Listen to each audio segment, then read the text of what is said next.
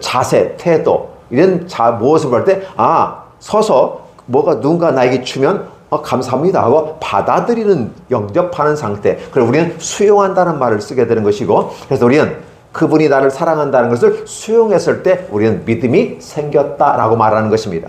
어떠세요?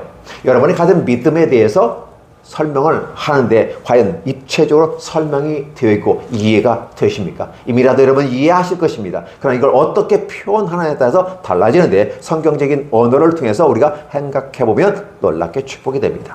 그래서 그분은 나를 사랑하셨다고 말합니다. 근데 어떻게 사랑하셨는지에 대해서 우리는 이해할 수 없었어요. 그러니까 하나님께서는 우리에게 성경을 주셨습니다. 즉 십계명을 주셨고, 이게 성경을 주셨다는 개념은 핵심적인 것은 십계명을 주신 거예요. 성경을 믿고 따르면 구원을 받습니다. 그때 구체적으로 어떤 것을 믿고 따를 것이냐 했을 때 십계명을 주셨다라는 거예요.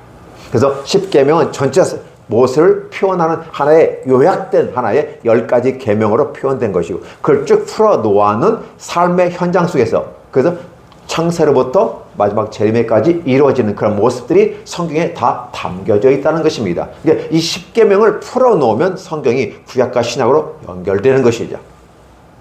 우리는 이러한 모습을 통해서 보면 하나님은 우리를 사랑하셨다. 비록 에덴 동산에서 쫓겨났던 인류에게 죄를 지었으니까 죄값을 받아야 되고 그에 대한 응당의 처벌이 있으니까 당연히 내어 쫓겨야만 돼. 왜? 죄를 짓고도 영생을 하게 되면 온 지수가 다 무너져 버리는 것입니다. 그래서 죄를 짓고서는 하나님의 영생에 들어갈 수가 없다라는 거예요. 하나님의 세계가 부셔져 버리기 때문에 쫓아낼 수밖에 없는 구조 시스템이 되어졌고, 그래서 인류는 에덴 동산부터 쫓겨냈다. 그래서 어떤 철학자는 그 말씀을 한다고 그랬습니다. 인간은 내던져진 존재다라는 표현을 쓰게 돼요. 이 철학자는 아마 유실론적인 철학자가 아닌가 생각합니다. 왜냐하면 내던져졌다는 개념을 갖고 갈 때는 에덴 동산에서도 출발해서 내던져졌다. 왜? 죄를 지었어. 오염되어졌기 때문에. 오염된 사람은 어떻게 돼요? 우리는 격리시켜버리고 어떻게 돼요? 그래서 코로나 때 우리는 격리시키고, 그렇죠, 마스크 쓰게 하고 접촉을 피해버리는 것이죠. 에덴 동산이 오염될 수 있기 때문에 그렇습니다. 그래서 내어 쫓아버렸다는 것입니다.